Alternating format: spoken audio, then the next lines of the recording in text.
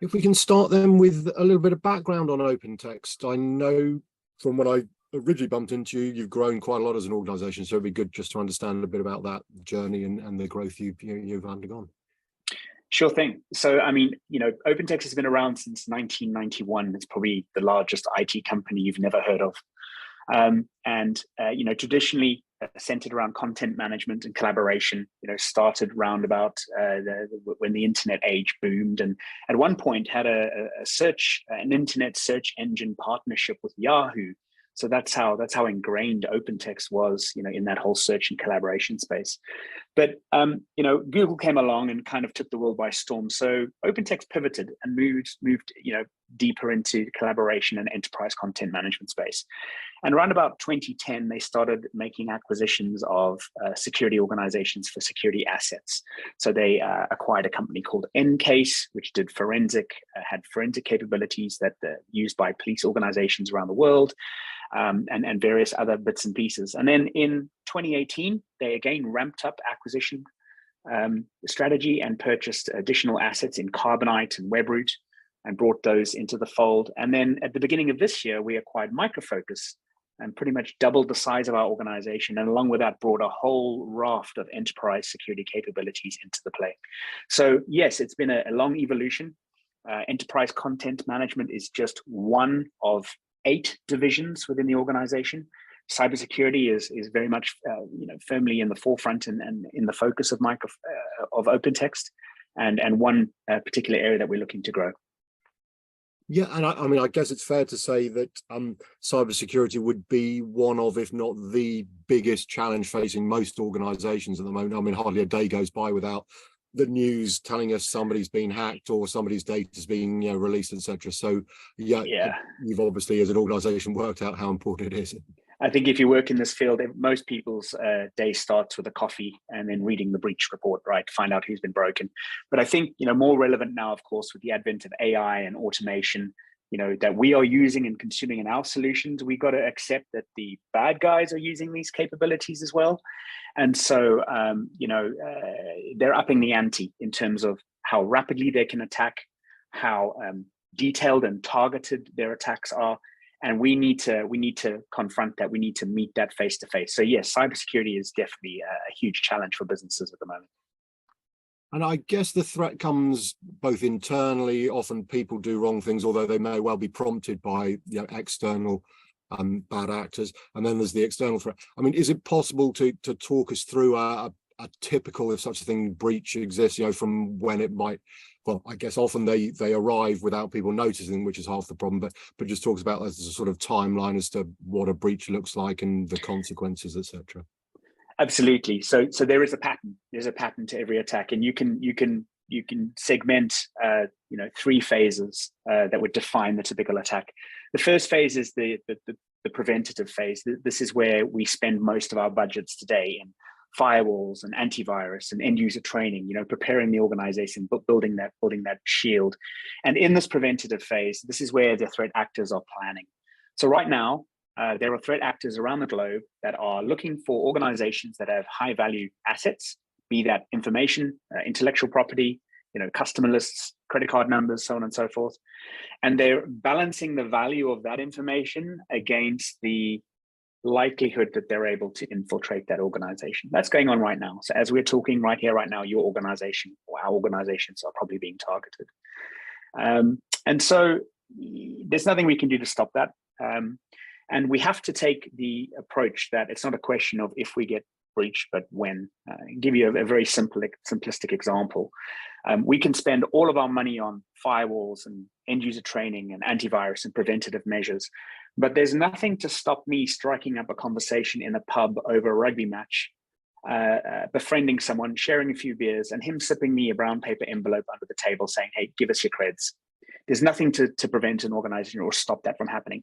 Similarly, the insider threat, right? A disgruntled employee, there's nothing that we can do in terms of IT investment to prevent someone who's upset with the business from divulging information or granting access to threat actors. So we have to fundamentally change the way we think about the preventative phase. Yes, we have to continue to invest in those technologies, but we have to make the assumption that it's not a question of if, but when, and what do we do then? So once the breach has occurred, once the exploit has been delivered and the threat actors are inside the organization, we enter the monitoring phase or the mitigation phase. And in this phase, we have a set of technologies that need to be deployed so that we know what's going on. If we're not constantly watching, monitoring, and analyzing events and behaviors inside our networks, we're unlikely to detect that anyone is actually inside once that breach has occurred. The way to think about this is, if the preventative phase is about making sure you have a strong deadbolt on your front door, the monitoring and mitigation phase is making sure that we have an infrared sensor in the living room looking at the TV in case someone moves in front of it. So we've got this preventative stuff. We have to have this mitigation and this monitoring capability built in as well. And this is a real challenge for businesses, because to monitor vast amounts of telemetry and information and behavior inside the network is hugely, hugely time consuming and a massive drain on resources. And I think businesses are evaluating whether they want to do that themselves or whether they want to outsource that capability to a trusted partner. So we've got threat actors inside the organization. We need to monitor to make sure we can detect them. And the time at which a threat actor is inside the organization varies greatly. When I first came into this particular part of the IT industry, we were talking hours. There may be a threat hour looking around for a number of hours before they do their dastardly deed. Now it can quite easily exceed 6, 10, and in some cases, we've even seen 18 months of dwell time when someone is inside the organization. And they're doing two things. They're enumerating. So they're looking around and identifying the CEO's laptop, or that printer that is on a network that is not being looked after, or that firewall that hasn't been correctly patched. And they're understanding they're understanding the environment that they've landed in. And then the second thing they do is they do lateral spread. And this is the actual task of dropping exploit kits right outside the front door of these IT assets that they want to get hold of data from. So this could be deploying ransomware, it could be deploying keyloggers, it could be whatever attack vector they're choosing to use.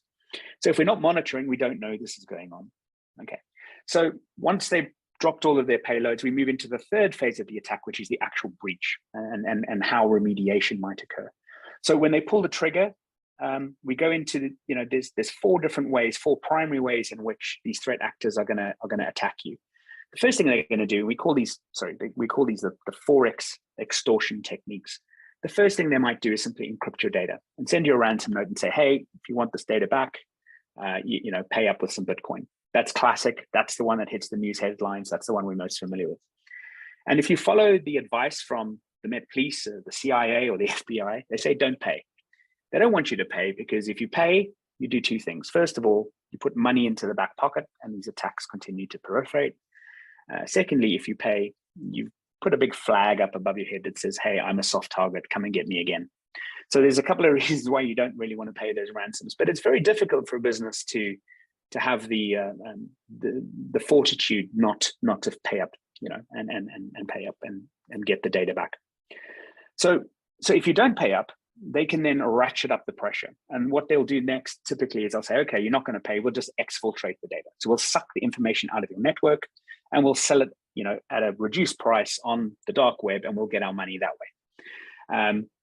And if that isn't bad enough, then what they'll often do as well is they will simply deploy a denial of service on your business, because they're inside your network. Because they know what systems are connected to what. They can stop invoicing. They can stop goods ordering, goods receivables. They can stop manufacturing. They can hamper your business, and they can bring your business down to its knees simply by preventing it from being able to transact. And again, the pressure mounts up as they go through these levels of extortion, and still the advice is not to pay. Finally, and this is true, this is not fictitious.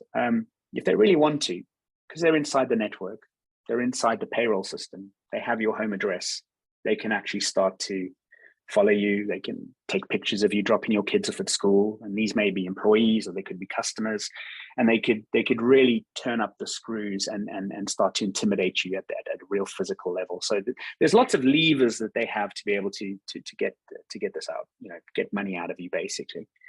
So the remediation phase is, right, what do we do about this? First thing, make sure you're on top of your PR, because in this day and age, you have to announce that you've been breached. And you need to make sure that you're saying the right things to the press, your suppliers, and your customers to make sure that they understand that you're following protocol. Have a run book. Practice this. Do a fire drill on a Friday afternoon at 4:30 and say, hey, executive leadership team, scenario is we've just been breached. What do we do? So run these tabletop exercises. And then, of course, have a backup. Backups have been around since the dawn of IT. And really, it's your last resort when you get faced with these kinds of breaches in terms of getting your business back to a position where it can operate again. And it's not just backup, it's business continuity. So are there systems that need to have high availability? Are there systems that need to have very, very short RPOs to keep the business running? And what is your long-term strategy for keeping historical data and what is the value of that data? So make sure you go through a full business continuity assessment of your business, understand where your data is, what's valuable, and are you protecting it? So that's kind of the timeline from end to end. And as I said at my opening, the vast majority of budgets are spent at the front end in that preventative phase. But we also need to make sure that we're looking holistically right down the timeline and that we're spending that budget accordingly in those three discrete separate phases. Okay, and in terms of the scenario you described, I mean, if it can be worse, there's this growing, I think, cybersecurity skills gap. I got an email earlier this morning. I think somebody done a survey. They reckon there were I don't know how they worked out, but there were about 3.5 million security gap, i.e. jobs, I suppose, unfulfilled in cybersecurity across the world, which sounds fairly significant. So yeah, there's a massive skill gap, and it's not just obviously the end user, but maybe people that are potentially going to help them. Even the channel is maybe at this moment in time, not as up to speed, should we say, with cybersecurity it needs to be. Is that fair to say? Absolutely. I've been getting this question more and more frequently. What do we do to address the skills gap? To be clear, the pool is not diminishing. It's that the need is increasing, beyond what the pool is able to deliver on. And I think, there are a couple of strategies that whether you're a partner providing these services on behalf of customers, or whether you're a large enterprise with an IT department, I think there are a number of strategies that you should deploy. The first thing is, let's just open up the profile of individuals that we want to address. They shouldn't just be, the 50-year-old IT professional, with a pocket protector and glasses and wearing sandals, right? That's a stereotypical cybersecurity professional. We should be looking to, less advantaged individuals. We should loosen the requirements on specific IT degrees, and we should deploy an intern program that is supportive of these groups to help bring them into this particular area of IT and help upskill them on the job. So we've got to open up the pool that we're looking at. We've got to invite individuals that may not fit the traditional bill of an IT security professional, and then have a program through which we can train them. And then thirdly, I think we need to recognize these individuals, okay? Because it's a thankless task. If you do your job very well and you don't have a breach, no one says anything. But the day someone gets through the front door and data is stolen, then all pressure comes down on you. And this needs to be recognized by the business. So the recognition needs to be there for when they're doing a good job, and so that they feel more included as part of the IT organization. Additionally, we don't see very many cybersecurity professionals sitting around the board table when the leadership board makes a decision about business strategy. So bring cybersecurity into that decision-making process, give them a seat at the table, and make sure that they're aware of what's going on. Some people I speak to who work in cybersecurity, they say, the day I find out that we're going to roll out a new IT system to address a new market or service a new product is the day the press release comes out. But cybersecurity needs to be part of the decision-making process all the way through. So yeah, there are a number of things we can do to, first of all, retain those skill sets that we have, and some things that we can do to expand the number of people we can address and invite into this particular sector. And another potential issue that needs addressing is, I mean, there are a lot of security solutions out there. I suspect there's over 100 if you know all the different terms and types of solutions. And for a lot of organizations, they are perhaps struggling to manage all those, or they don't understand, which ones they need and don't need. and therefore they want to consolidate, if you like, to an optimum number of those, but they maybe don't know, how to go about that. And maybe the channel is similarly wondering, I want to be a cybersecurity provider, but which solutions do I need, which don't I need? And if that's not bad enough, of course, there's also the issue, they might sign up with various providers and then they get acquired by somebody else. So there's sort of consolidation by default. So if any of that makes any sense, can you sort of clarify, anything that people should be focusing on within, in that consolidation phase, if that's right? I think you raise a couple of very important points. Consolidation is a double-edged sword. You've got technology vendors consolidating by buying other technology vendors to build out a portfolio, and we'll put our hand up. That's exactly what our strategy is. We're buying technology to make a robust portfolio available to our customers and our partners. And then, of course, at the other end, the end customer wants to consolidate their bill. They want, a single, or rather a unified experience in terms of how they manage cybersecurity. So rather than have half a dozen vendors providing the solution, they're very interested in reducing the number of vendors that they have inside their organization, based on the problems that those technologies can solve. So consolidation is happening, in both parts, both at the vendor side and at the end customer side. I think, when you are choosing, whether you're a partner, whether you're an end customer, the choice is the same. When you are choosing a technology vendor, obviously, you need to pick someone who can be trusted and is honest, and that you can have a good open working relationship. But more importantly, at the technology level, make sure that the solutions that partner is providing has automation built into it. And I'm saying automation above AI, because AI will improve automation over time. So by automating our IT, by making our cybersecurity smarter, we can make it simpler, easier to deploy, easier to operate. So make sure that the vendor that you choose, the partner that you go with, has automation built in. So examples of automation could be, if we're doing threat analysis, how are we doing that threat analysis? Are we using machine learning? Are we ingesting huge, vast amounts of threat, vectors out there and analyzing them in real time using compute? So is machine learning built into that threat analysis? If we are doing event correlation, do we have neural network technology inside our solution that is able to make decisions based on what threats we see? Are we able to do contextual analysis of one threat plus another threat equals 4 versus, what do these threats mean together, that contextual analysis? So make sure that you've got automation and you've got technologies inside your solutions that are going to simplify cybersecurity, because it's only going to get more complex over time. And I guess we're leading up to the fact, or we've been discussing, that there is a big opportunity for someone or a variety of organizations to step up as cybersecurity experts, provide solutions. I think more and more end users are potentially understanding that, they need to concentrate on, if you like, their day job, and therefore cybersecurity, although important, is not their particular area of expertise. So the channel and managed service providers in particular has a major opportunity to present themselves as those cybersecurity experts. Is that fair to say? I think it's very fair to say. I mean, in recent years, we've seen lots of VARs reorganizing themselves as MSPs, and now we're seeing something similar. We're seeing a lot of MSPs evolve into MSSPs, or at least starting up a security practice as part of their service offering. So I think that is an evolution, and we're going to continue to see it happening. Cybersecurity is rising to prominence, but cannot be viewed in isolation. So it has to be part of the overall IT strategy, and therefore a partner that is able to cover, traditional IT together with cybersecurity is going to become more valuable in the channel. Okay, and yourselves, OpenText, I believe you offer a fairly comprehensive and integrated cybersecurity platform with, if I remember correctly, I think it's data security, data protection, and productivity tools are the sort of three focuses. But I mean, that's a very simple explanation. So perhaps you can give us a bit more detail on how it actually works.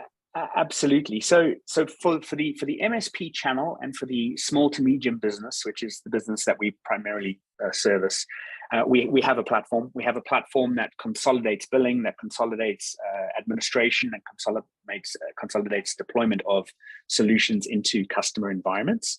So that really is the focal point for everything that we do. Inside that, as you say, we have tools that protect the organization and the data inside it, tools that allow us to secure IT assets and individuals. And then we also have tools that enable the business to be productive within the scope and the realm of cybersecurity. And that's all available through a platform that we are building specifically to allow customers to deploy those services and derive value from them instantaneously out of the box.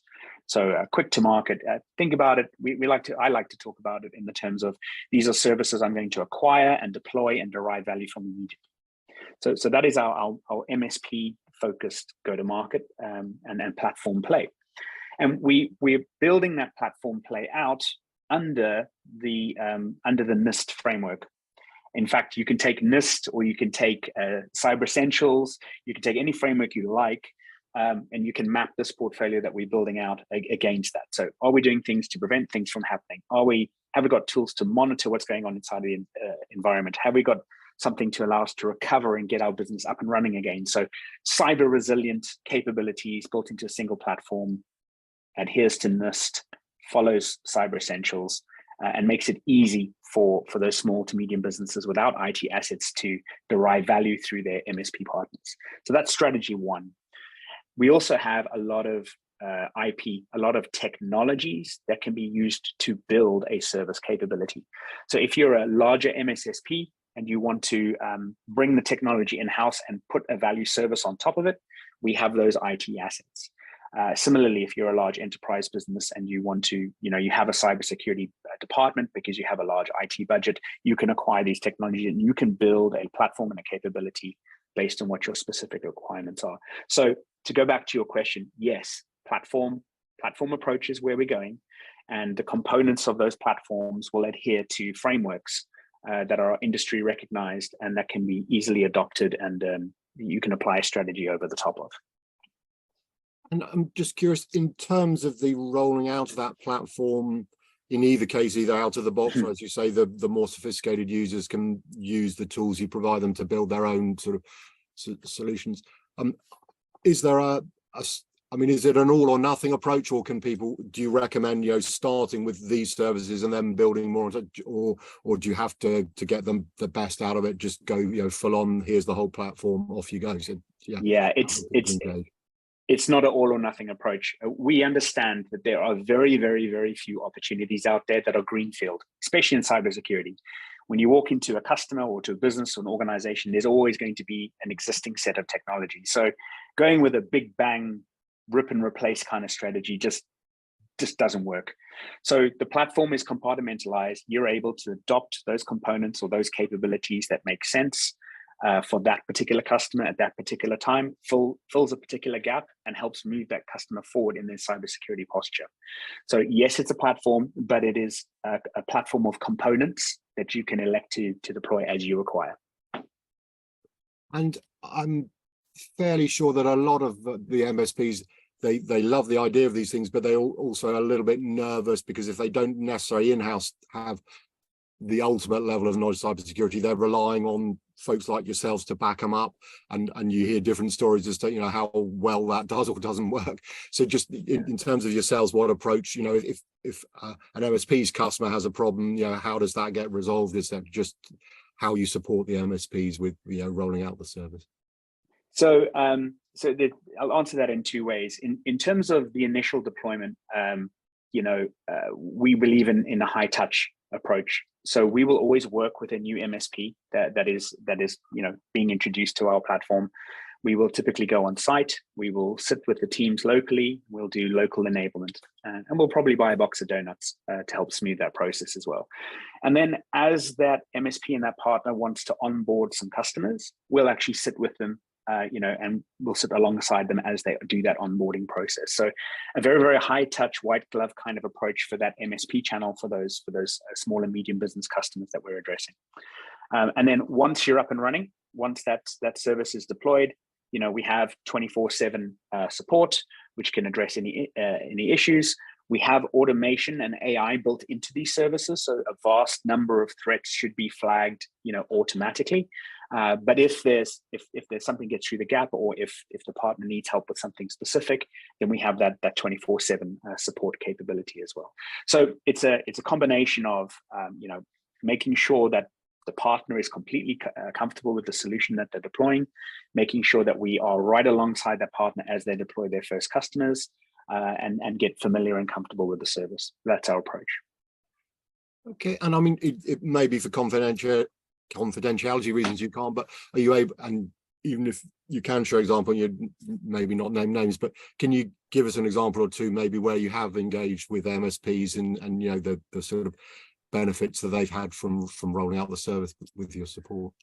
Sure. So yeah, I can't name any names, but this approach of being in the partner's environment, sitting alongside the operators who are selling, administering, deploying these services, that really pays off. And then especially if the partner has got additional systems such as a PSA or an RMM that they want to integrate our platform and our services into, making sure that those integrations are correctly configured, and testing that with the customer, hands-on tests with the customer is really where we see huge success. And by investing that time with a partner and launching one product, it very, very quickly leads to cross-sells and upsells. So if we go in with a DNS service to protect an organization's DNS environment and to block threats at the DNS level, that can very quickly expand into end-user training, maybe an endpoint backup solution, maybe a high availability solution for some critical applications and servers. The cross-sell opportunities kind of bubble to the top very, very quickly when we do that very white glove onboarding service.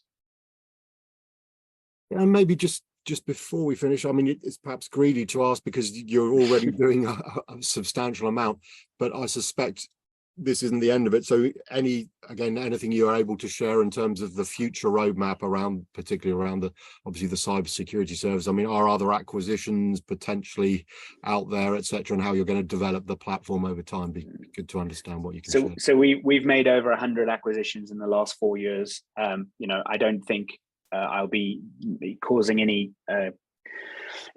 ruffled feathers if I say there's probably more acquisitions on the horizon, and that's to fill in the gaps and to build out this portfolio approach.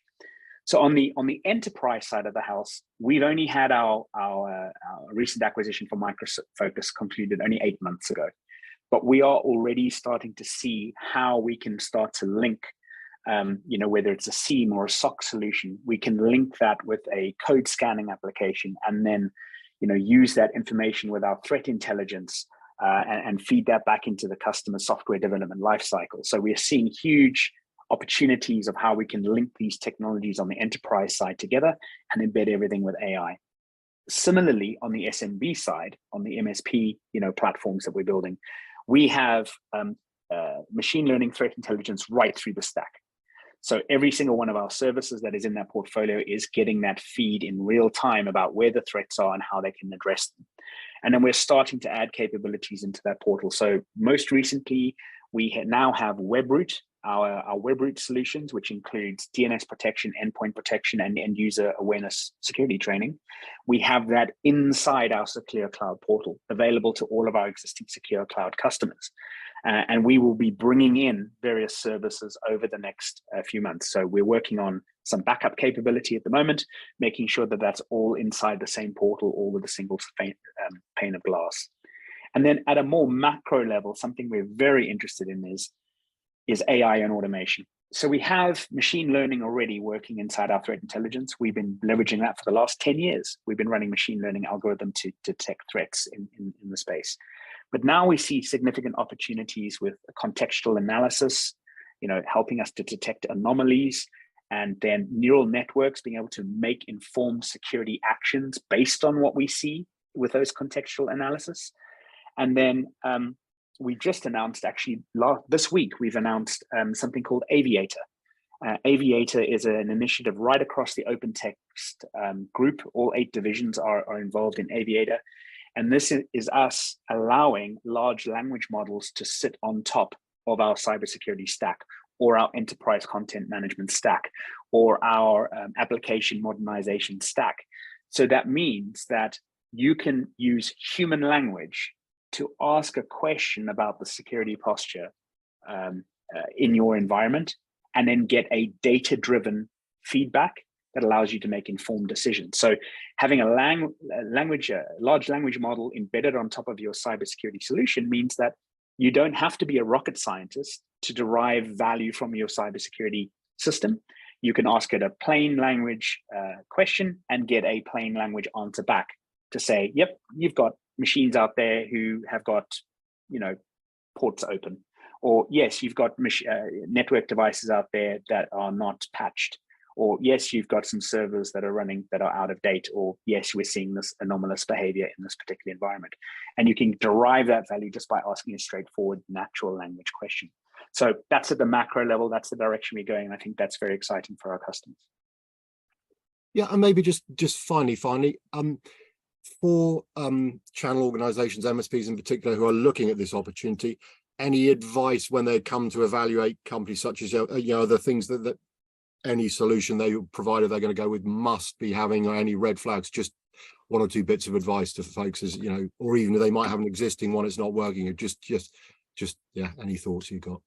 Yeah, I think you want an organization that's been around for a while. Be wary, be a little bit wary of new flashy technology, because that's likely to get acquired by the bigger people who've been around. So I think that's just obvious. And then I've kind of said it already. Make sure that when you're picking a vendor, make sure that they have a credible story around automation.